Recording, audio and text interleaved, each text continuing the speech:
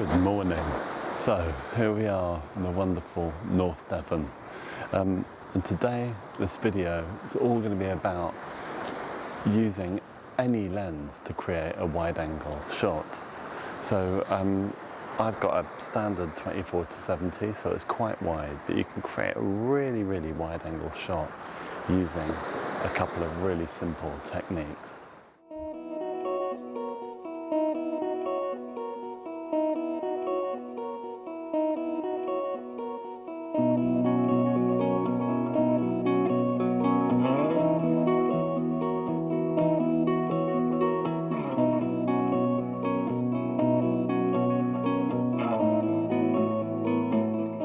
So firstly, what is this technique? So the technique uses several images and stacks them together. Now there's a couple of ways of doing this as well to make your image even better. So you can stack, and you can also use HDR as well. So this is how we do it. So first of all, I've been taking this wonderful scene here with this beautiful rock in the foreground with the sun rising, and it's absolutely stunning here. And what I'm going to do is, first of all, I'm going to shoot portraits rather than landscape to try and get more of the scene in, and I'm shooting at 24mm to try and make it as wide as possible. And what I'm going to do is I'm going to try and get as much of the scene in as possible. Now I've done one set, but I'm going to do another set with you. So first of all, what I've found is that if I'm using in manual, I can get 2 exposures per go. So the first exposure is for the land. So what I'm going to do is I'm going to use it in manual and try and get the exposure that's going to fit with the amount of light I've got at the moment. So something, it was less than this, but now around about 1/3 of a second is perfect. Now I've got it on a 2-second timer, so I didn't get any shake at all. And before I move on, so you've got to remember the 1/3 of a second, sorry, 3 whole seconds rather. And now I'm going to expose for the sky.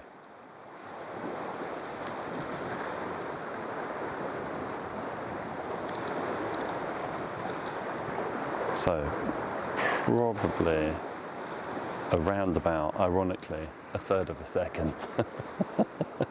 So let's take another shot. So you've got to think about where your focal point is going to be as well. So you might want to take some from far away and some close up in terms of your focal points.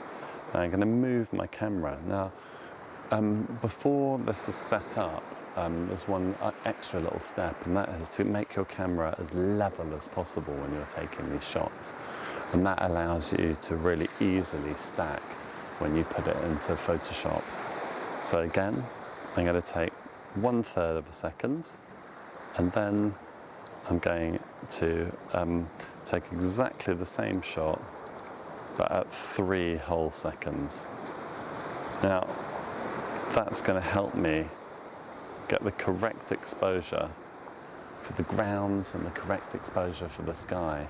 In sunrise and sunsets, you really need to think about both of those. So the next thing is to overlap your shots generously. So roughly about kind of 50% of your shot should be overlapped, so that you go from one shot to the next. And I'm going to go, so 3 whole seconds, and then again back to, if I can manage to get it the right way, 1/3 of a second here.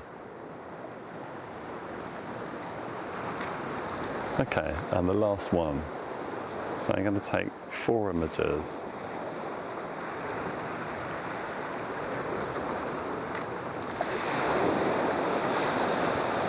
And nearly there.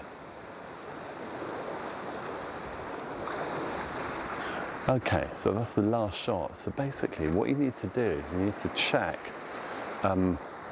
before you leave. It's going to be difficult to get a full kind of vision for the image, but you just need to check that everything is in focus where you want it to be, and everything is you've got foreground interest and focus as well. Now that can be a little bit tricky. We've got these gorgeous rocks in front of us, but this composition should work really nicely, and I'll put it up on the screen now.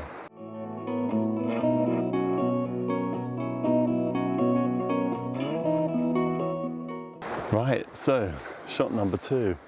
I've been sitting here watching the sunrise with these beautiful craggy rocks, and it's absolutely magical up here.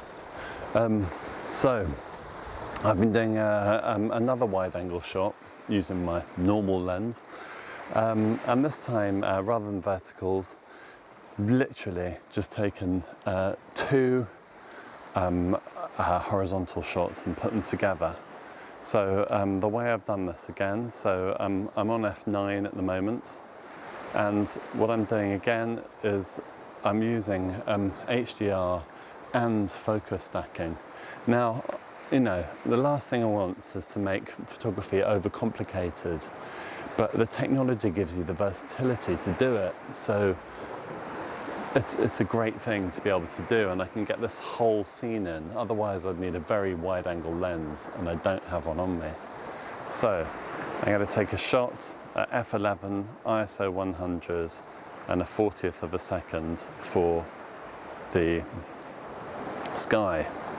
I'm shooting on manual at the moment. What I'm going to do is I'm going to leave my f-stop exactly where it is, my ISO exactly where it is, and just bring up that shutter speed so that I can make sure that the rock on the left hand side here that you'll see in a minute is in focus and well exposed. And then I'm going to take another one, it's going to get a bit complicated this, for the rock on the right hand side, which is even more in shadow and silhouette. And then I repeat the process, and what you really need to do is remember your settings for each one. So this one is half a second, the other one was a quarter of a second, and the other one was a 40th. So I'm going to do that again. I'm just going to nudge it like that, and I'm going to go 1 quarter of a second for the rock, and I'm going to go half a second for the rest of the ground, and I can stack those together later. And then I'm going to go to a 40th of a second for the sky. Now that exposure won't have changed really, because I was only just doing it a few seconds ago. Okay, and then if I wanted to, I could go again and get 3 images, but I think 2 is enough to kind of really show this bay. Such a beautiful bay, it's fantastic. So now I'm just going to play around with different compositions and try and get the most out of this magical place. So again, probably just going to go for portrait now and get some of the light glistening on these rocks. So again, nice wide angle shot. The sea is really starting to come in now, it's gorgeous. I'm going to expose once for the sky on 80th of a second.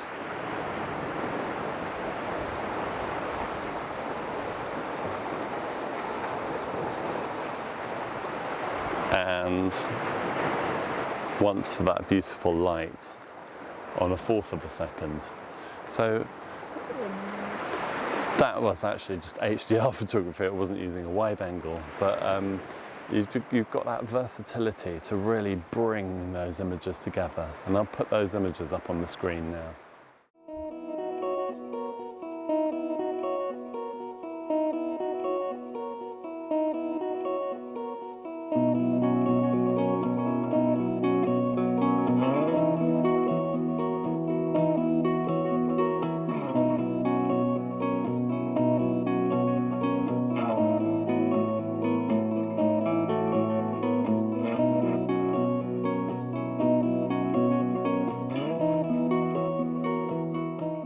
So this is the second location, wonderful Bull Point in North Devon.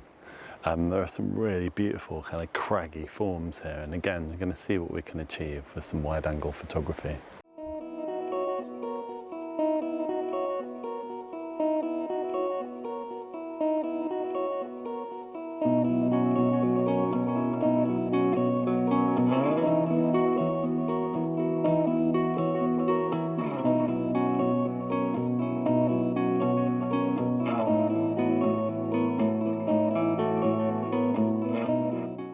Okay, so I'm set up for my next shot, and this is an absolute beauty.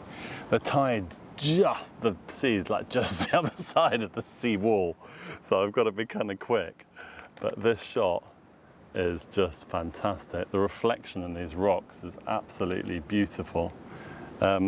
So first of all, I'm going to just set myself up for a wide angle shot, and this time what I'm going to do is I'm just going to stack one going up and one going down, if you know what I mean. So gonna get the foreground in first and then go beyond. Now I've got a polarizer on at the moment, and the polarizer is there just to get as much reflection as possible, because at the moment the water is looking absolutely stunning with the reflection in the clouds. So what I'm doing is I'm just turning my polarizer until I get enough reflection. That is looking absolutely beautiful. So I'm going to go so f11 50th of a second and ISO 100, and hope I don't get soaked.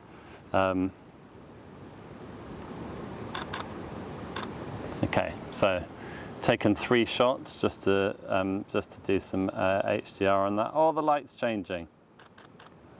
Right, darn it.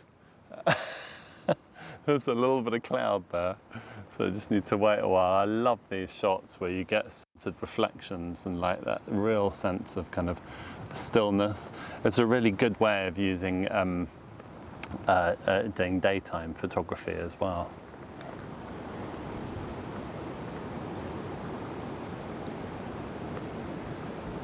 Okay, so I'm going to go 1 up and then 1 down. So I'm going to start off with the 1 up, and then I'm going to go 1 down as well.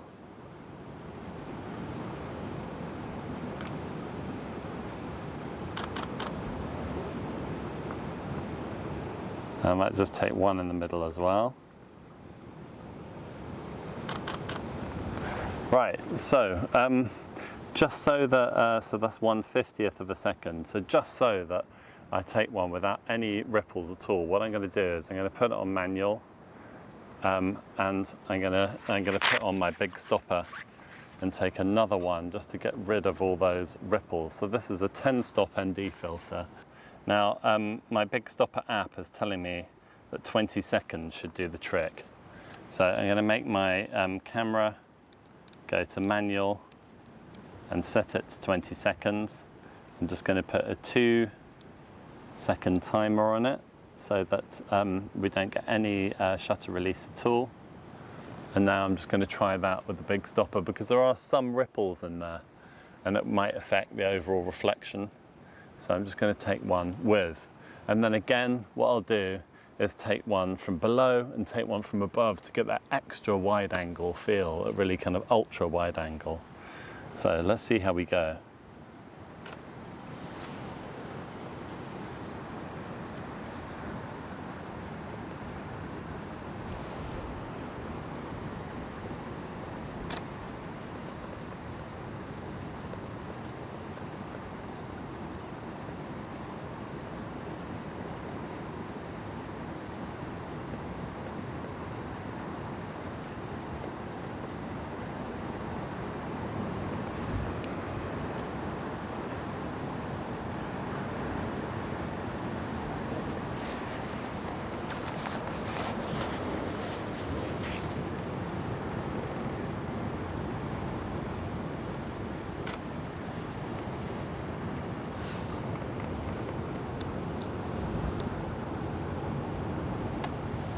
Okay, so now I'm just going to move this down.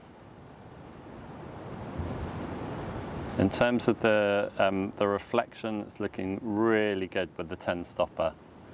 In terms of exposure, it's looking mainly good. Yeah, it should be fine. Okay, so just before I take this shot, the focus might have changed slightly. So I'm just going to put it back to aperture priority and just have a look at the focus with focus peaking.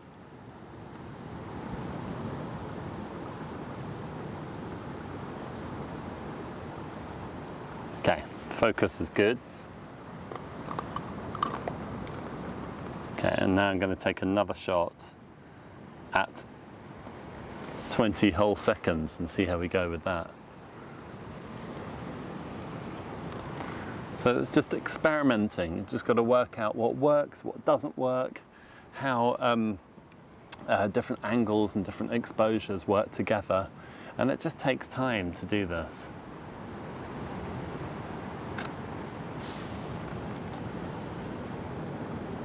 Okay, that exposure is looking great. So now I'm just going to move it up.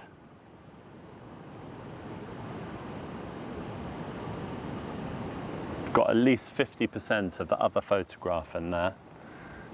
Just going to check my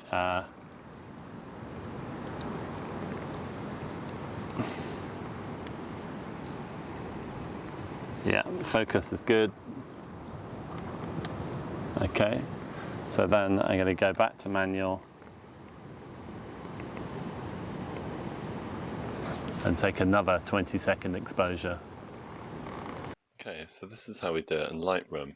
You choose the two, pressing the Shift key, and then you go to Photo Merge and Panoramic Merge. They'll then load together. There are 3 types of merging: spherical, cylindrical, and perspective. You need to choose which one's best for this shot. So have a look at the two. There's a mark on the left-hand corner in this one, and it's not quite looking right. So I'll then go down to perspective, and perspective quite often gives it the feel that you want to. And then when you're happy, you make sure you press Fill Edges and then Merge.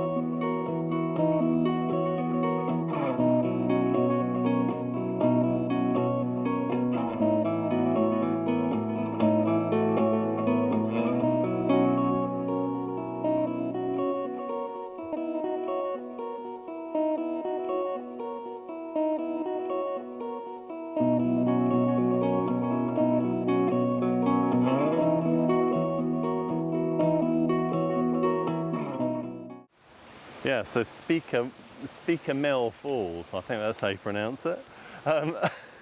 Anyway, it's fantastic this. It's so beautiful here. I've been taking photographs, I've been doing some long exposure photographs of rocks and reflections in water. And now this beautiful waterfall. Now, there are actually 3 falls and you can see it from different angles depending on where you are. So it's absolutely fantastic. So I'm going to try this handheld, and then I'm going to try it using filters as well, just to kind of slow down that water and see which one I prefer. I'll probably stick with handheld, but we'll see how we go. Okay, so again, I'm just going to bracket my shots. Sorry, hopefully you can hear me. It's a little bit loud here. Okay, so I'm going to take 3 at the base and 3 towards the top.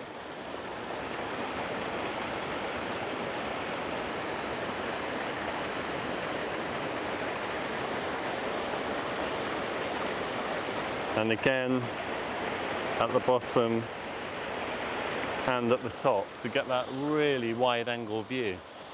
Now, I'll try that with a 10 stop ND, and I'll put the results up on the screen. So I've got my 10 stop and I've got my shutter release ready to go.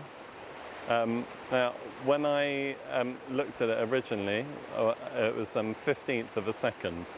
So when you look at the app to see what shutter speed that should be, that is a minute shutter speed. So it's all ready to go. So I'm going to time a minute starting now. And we're done. Let's see what we've got. So that is looking lovely. The exposure's looking just right. I can't really get this on camera, so I'll show you on the screen.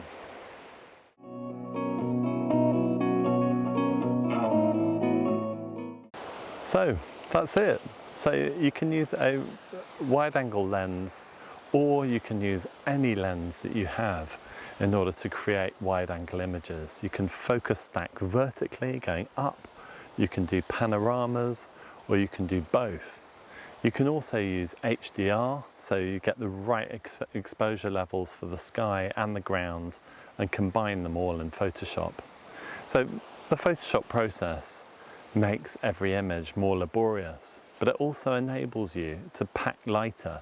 It enables you to not have to buy that extra lens if you don't need it.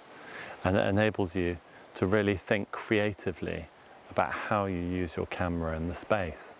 Personally, I like as little weight as possible, because hiking for many hours, you want as little weight as possible. One lens does the job most of the time. So please like and subscribe, and I'll see you on the next one. Bye for now.